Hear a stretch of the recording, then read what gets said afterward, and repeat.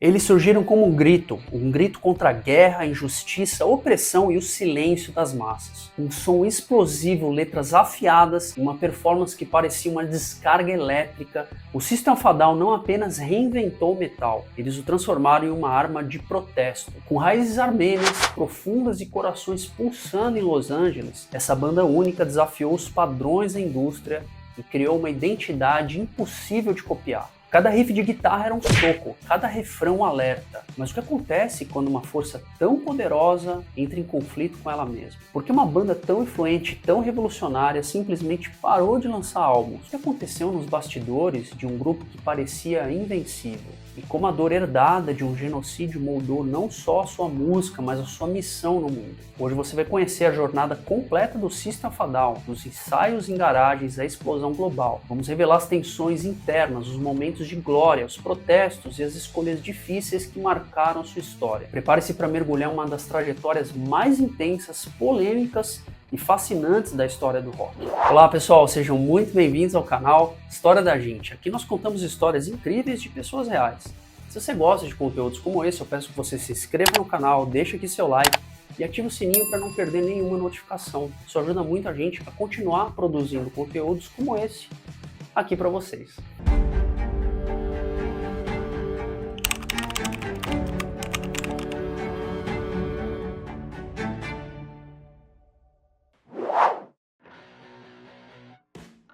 Antes de tudo, para entender o System of a Down, é preciso entender o que significa ser armênio fora da Armênia. Serj Tankian, Daron Malakian, Shavo Odadjian e John Dolmayan carregam algo em comum além da música. Todos são descendentes de sobreviventes do genocídio armênio de 1915. Um trauma coletivo negado por décadas e ignorado por grande parte do mundo, inclusive pelos Estados Unidos. Esse passado de dor, silêncio e resistência moldou profundamente a essência do System of a Down. Não era apenas uma banda fazendo música agressiva, era um grupo canalizado, gerações de sofrimento buscando dar voz a uma causa esquecida. A raiva e intensidade dos músicos não vinham só da política atual, mas de uma herança de luta e sobrevivência. Serj Tankian nasceu no Líbano e imigrou ainda jovem para Los Angeles com a família. Desde pequeno ele foi exposto à política, filosofia e poesia.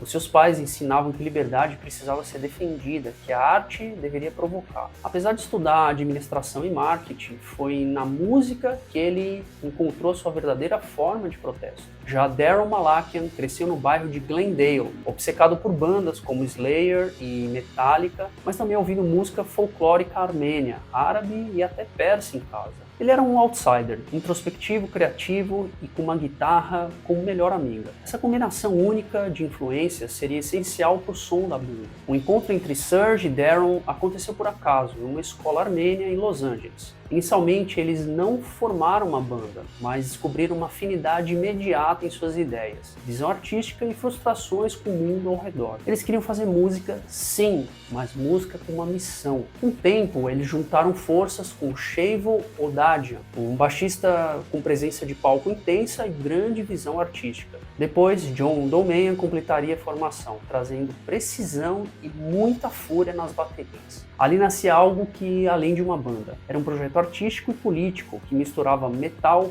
punk, música do Oriente Médio e um senso de urgência social. System of a Down surgia não para entreter, mas para alertar.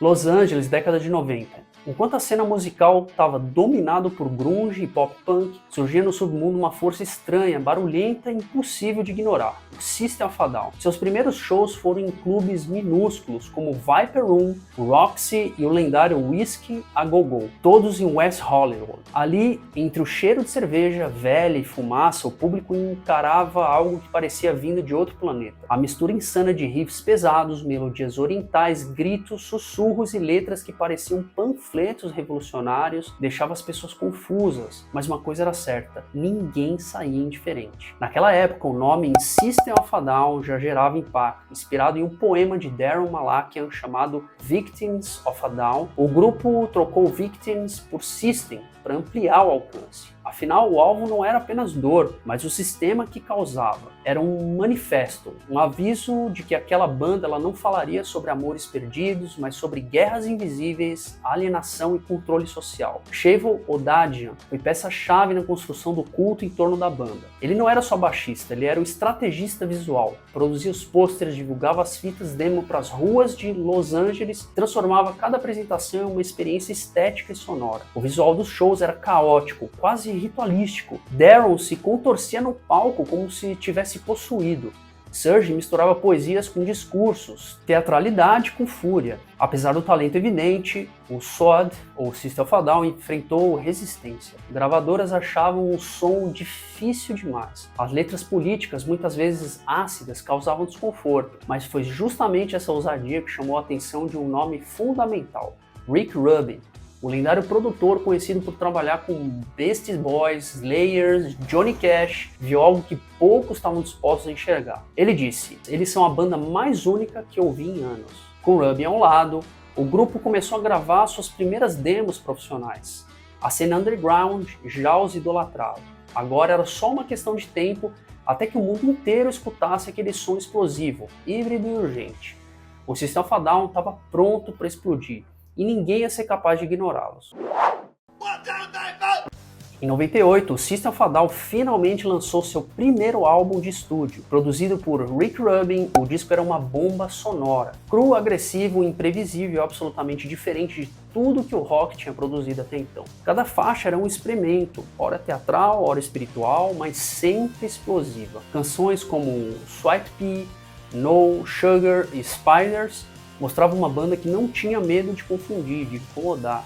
Enquanto muitas bandas da época seguiam fórmulas de 3 acordes e refrões melódicos, o System of a Down cortava a música com mudanças abruptas de ritmo, vocais que iam de sussurros a berros e letras que desafiavam qualquer interpretação linear. O videoclipe de Sugar ganhou destaque na MTV. A câmera nervosa, a edição frenética e a crítica explícita à mídia e o governo americano capturavam a atenção da juventude que estava farta de narrativas domesticadas. A voz de Serj Tankian era mais do que vocal, era discurso. A guitarra de Daron era mais do que melodia, era uma guerra. O baixo e a bateria criavam uma fundação tão caótica quanto precisa. A crítica ficou dividida. Alguns chamaram de gênio, outros de esquizofrênico, mas o público sabia. Eles estavam diante de algo autêntico, um novo tipo de rebeldia que não se baseava na estética, mas em convicção. A turnê do álbum foi um caos controlado. Os shows eram incríveis, plateias hipnotizadas por uma energia crua que parecia pulsar do próprio palco. Serj Tankian se movia como um profeta furioso. Daron Malakian fazia solos que pareciam rasgar o ar. O público sentia que ali tinha algo maior do que apenas uma música. Era performance, era protesto, era arte viva. Enquanto no metal dominava as paradas com bandas como Korn e Limp Bizkit, o System of a Down seguia uma direção oposta. Eles não buscavam aceitação, eles buscavam um impacto. E por isso, ironicamente, começaram a ganhar respeito. Ali nascia mais do que uma banda, nascia um símbolo, um manifesto musical que se recusava a ser moldado. O System of a Down havia chegado. E ninguém que ouvisse aquele álbum sairia do mesmo jeito. Bom, o ano era 2001, o mundo estava à beira de uma transformação e o System of a Down lançou Toxicity, um álbum que não apenas consolidou a sua carreira, mas explodiu como um dos discos mais intensos e relevantes da década. E o mais impressionante, ele foi lançado em 4 de setembro de 2001, exatamente uma semana antes dos atentados de 11 de setembro.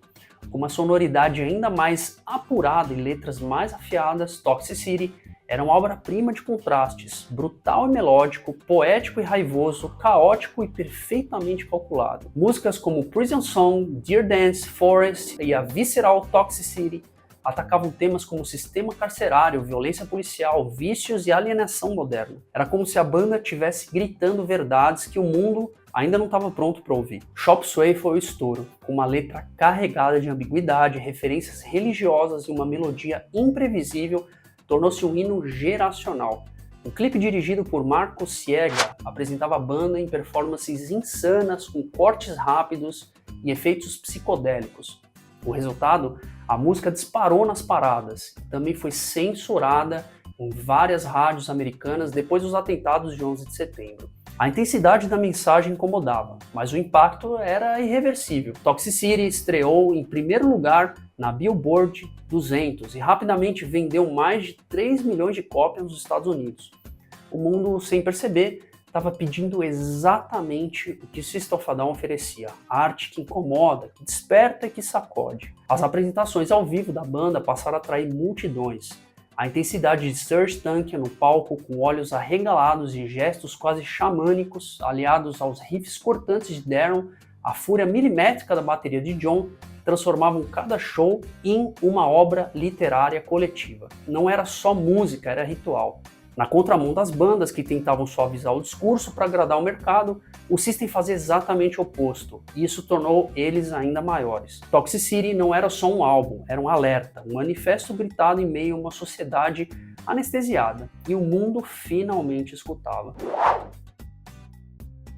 Depois do sucesso avassalador do Toxicity, o System of a Down estava no topo do mundo. Em 2005, eles decidiram fazer algo ousado, lançar 2 álbuns de estúdio em um único ano, o Mesmerize e o Hypnotize. Eles foram concebidos como obras complementares, 2 lados de uma mesma moeda, refletindo a dualidade crescente dentro e fora da banda. Mesmerize chegou primeiro em maio de 2005. A faixa de abertura, Soldier Side Intro, logo se conectava com a música final de Hypnotize, lançada em novembro. Era uma jornada musical e conceitual sobre guerra, manipulação, mídia e identidade. Canções como B.I.O.B., quer dizer Bring Your Own Bombs, criticavam abertamente guerra do Iraque e a hipocrisia política. O refrão Why Do They Always Send the Poor se tornaria uma das linhas mais marcantes da década. Violent Pornography, Question e Hypnotize mantinham a estética sonora caótica, mas também mostravam maturidade musical, com arranjos mais complexos e passagens melódicas mais ousadas. Era a banda no auge da criatividade e, paradoxalmente, no auge das tensões.